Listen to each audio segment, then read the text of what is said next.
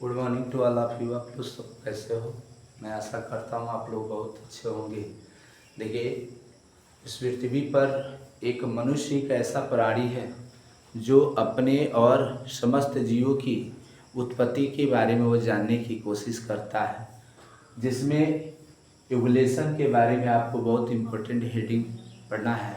Evolution क्या होता है, यानी जीव का विकास कैसे हुआ। तो जीव के विकास के संदर्भ में अलग अलग वैज्ञानिकों का अलग अलग कंसेप्ट था। जैव विकास क्या है? ये जीव विकास एक धीरे होने वाला अनुक्रमिक परिवर्तन होता है, जिसे सरल संरचना वाले जीवों से जटिल संरचना वाले जीवों का विकास होता है। सरल संरचना वाले जीवों से जटिल संरचना वाले जीवों का विकास होता है। इनके विकास होने में कई वर्ष लग जाते हैं, कई मिलियन वर्ष, कई बिलियन वर्ष लग जाते हैं। उसी में एक जीवन की उत्पत्ति के संबंध में एक वैज्ञानिक थे, बिग बैंग। उन्होंने अपना कंसेप्ट दिया था ओरिजिन ऑफ लाइफ, जीवन की उत्पत्ति। According to big bang theory, इसको आज तक कोई वैज्ञानिकों ने गलत साबित नहीं कर पाया। उसने बताया था कि पूरा ये सिस्टम जो था वह कॉस्मिक डस्ट था, जिसमें बहुत बड़ा विस्फोट हुआ।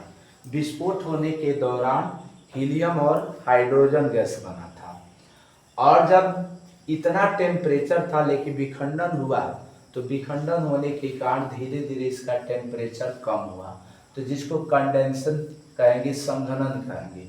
संघनन होने में संघनन हुआ तो ये जो होता है हाइड्रोजन, हीलियम और हाइड्रोजन गैस के कारण दो मिल्की बना। मिल्की मतलब होता आकाश गंगा की उत्पत्ति हुई। आकाश गंगा जो बना था वह 200 बिलियन ईयर्स एगो, इसमें तारे दिखाई दिए। मिल्की जब जो ठंडा हुआ तो लगभग आज से 5 बिलियन ईयर एगो, जिससे ब्रह्मांड की उत्पत्ति हुई। ब्रह्मांड धीरे धीरे ठंडा हुआ तो इससे अर्थ की उत्पत्ति हो। अर्थ भी बना तो अर्थ के पास इतनी टेम्परेचर थी कि जिसके कारण यहाँ पर जीवन संभव नहीं था। लगभग 4.5 बिलियन ईयर्स एगो यानी अर्थ की उत्पत्ति हुई थी। लेकिन जब पृथ्वी ठंडा हुआ तो इसमें हाइड्रोजन, वेपर, वाष्प, मेथेन और अमोनिया गैस बना था। और इस पर आने वाली जो सूर्य की किरणें थी वह इसको जल को दो भागों में तोड़ दे रही थी, जल और यानी हाइड्रोजन और ऑक्सीजन में। और इसके कारण जब ऑक्सीजन जो है वह धीरे धीरे संघनित होकर अमोनिया से और मेथेन गैस से जब आपस में ये जुड़ा तो जल बना और कार्बन डाइऑक्साइड, और इसके साथ ओजोन परत का निर्माण हो गया। ओजोन परत के निर्माण होने के बाद सूर्य से आने वाली जो किरणें थी वह छन कर पृथ्वी पर आ रही थी, जिसके कारण पृथ्वी पर जीवन यापन होना संभव हो गया। अर्थ बहुत ठंडा हुआ तो ये पानी जो है वह वेपर के रूप में जब गिरा तो जगह जगह खाली जगह था, और साथ में गड्ढों वाले जगह पर पानी का जमा होना शुरू हो गया, जिसके कारण सागर और महासागर बने। इस पर जीवन की उत्पत्ति मानी जाती है 400 बिलियन ईयर्स एगो।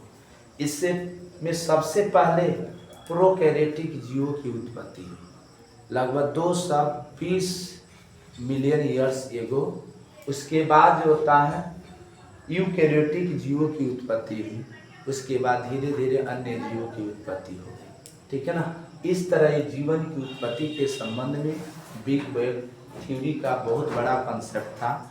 आगे चलकर कई वैज्ञानिकों ने प्राचीन संकल्पना दिया, उसने धार्मिक संकल्पना दिया, स्वतः उत्पत्ति का संकल्पना दिया, ब्रह्मांडवाद का संकल्पना दिया था, और आकस्मिक जीवों की उत्पत्ति होने की संकल्पना दिया।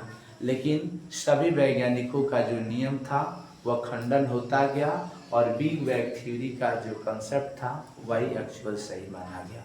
Thank you for watching. Video समझ में आया होगा तो कृपया इसे बेल आइकन को दबाएं, सब्सक्राइब करें और दोस्तों के साथ शेयर करें कि हमारी उत्पत्ति कैसी हुई। बहुत अच्छी वीडियो थी। Thank you for watching.